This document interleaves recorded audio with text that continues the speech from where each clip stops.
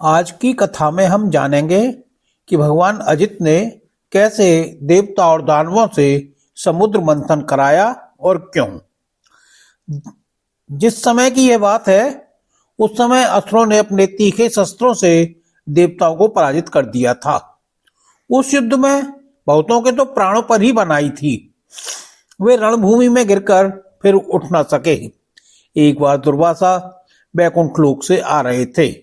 मार्ग में ऐरावत पर चढ़े इंद्र मिले। उन्हें त्रिलोकाधिपति जानकर दुर्वासा जी ने भगवान के प्रसाद की माला दी, किंतु इंद्र ने ऐश्वर्य के मद से उसका कुछ भी आदर न कर उसे ऐरावत के मस्तक पर डाल दिया। ऐरावत ने उसे सूंड में लेकर पैरों से कुचल डाला। इससे दुर्वासा ने क्रोधित होकर श्राप दिया कि तू तीनों लोकों सहित श्रीहीन हो जाएगा। इस श्राप से तीनों लोक और स्वयं इंद्र भी श्रीहीन हो गए। यहाँ तक कि यज्ञ यज्ञादि धर्म कर्मों का भी लोप हो गया था। तब ब्रह्मा जी सभी देवताओं के साथ भगवान अजित के धाम बैकुंठ में गए और अनेक प्रकार से उनकी स्तुति की। तब वे उनके बीच में ही प्रकट हो गए। सभी देवताओं ने पृथ्वी पर गिरकर साष्टांग प्रणाम किया। स्तुति सुनकर अजितनाथ ने देवताओं को सलाह दी कि इस समय असुरों पर काल की कृपा है, इसलिए जब तक तुम्हारे अभ्युदय और उन्नति का समय नहीं आता, तब तक तुम दैत्य और दानवों के पास जाकर उनसे संधि कर लो। उन्होंने कहा, देवताओं, जब कोई बड़ा कार्य करना हो तो शत्रुओं से भी मेल मिलाप कर लेना चाहिए। तुम लोग बिना विलंब के अमृत निकालने का प्रयत्न करो। उसे पी लेने पर मरने वाले प्राणी भी अमर हो जाते हैं। पहले क्षीर सागर में सब प्रकार के घास, तिनके, लताएं और औषधियां डाल दो। फिर तुम लोग मंद्राचल की मथानी और बांसुरी नाग की नेति बनाकर मेरी सहायता से समुद्र मंथन करो। अब आलस्य और प्रमाद का समय नहीं है। देवताओं, इस समय असुर लोग जो चाहें सब स्वीकार कर लो। शांति से सब काम बन जाते हैं। क्रोध करने से कुछ नहीं होता। पहले समुद्र से कालकूट विष निकलेगा, उससे डरना नहीं। और किसी भी वस्तु के लिए कभी भी लोभ न करना। पहले तो किसी भी वस्तु की कामना ही नहीं करनी चाहिए, परंतु यदि कामना हो और वह पूरी न हो तो क्रोध तो करना ही नहीं चाहिए। भगवान के चले जाने के बाद इंद्र आदि देवता राजा बलि के पास गए।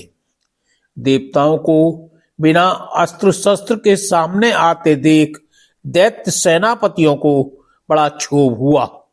उन्होंने देवताओं को पकड़ लेना चाहा, परंतु दैत्यराज बलि संधि और विरोध के अवसर को जानने वाले एवं पवित्र कीर्ति से संपन्न थे। उन्होंने दैत्यों को ऐसा करने से रोक दिया। इसके बाद देवता लोग बलि के पास पहुंचे। बलि ने तीनों लोगों को जीत लिया था। इंद्र ने बड़ी मधुर वाणी से समझाते हुए राजा बलि से वे सब बातें कहीं जिनकी शिक्षा स्वयं भगवान ने उन्हें दी थी। यह बात दैत्यराज बलि को जच गई। साथ ही त्रिपुर निवासी असुरों को भी यह बात बहुत अच्छी लगी। तब देवता और असुरों ने आपस में संधि समझौता करके मित्रता कर ली। वे सब अमृत मंथन करने के लिए पूर्ण उद्योग करने लगे।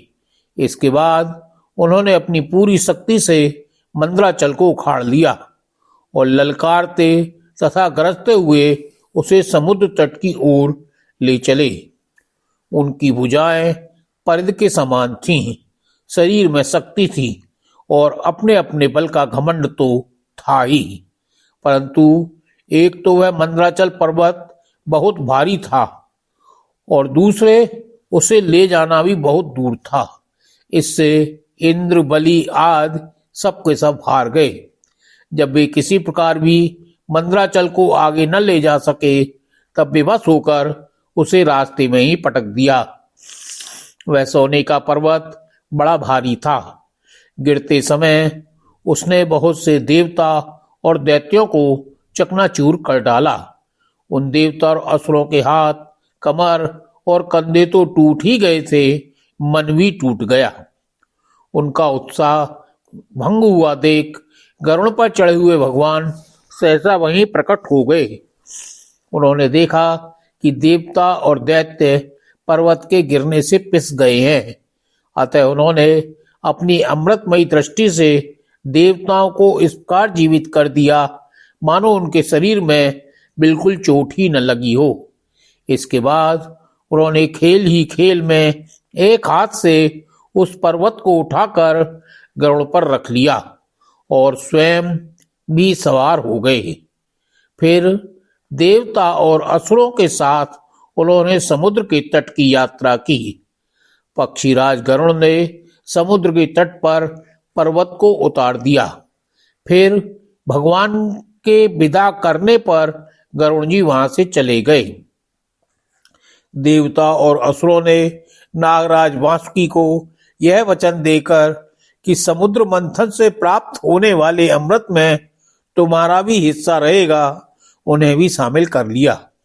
इस प्रकार उन लोगों ने वासुकी नाग को नेति के समान मंदराचल में लपेटकर भली भांति उद्यत हो बड़े उत्साह और आनंद से अमृत के लिए समुद्र मंथन आरंभ किया। अगर आपको यह कथा अच्छी लगी हो तो वीडियो को लाइक करें, कमेंट में जय श्री अजित लिखें और चैनल को सब्सक्राइब करना न भूलें। ऐसी ही और आध्यात्मिक कथाएं हम आगे भी लाते रहेंगे। जय श्री अजित।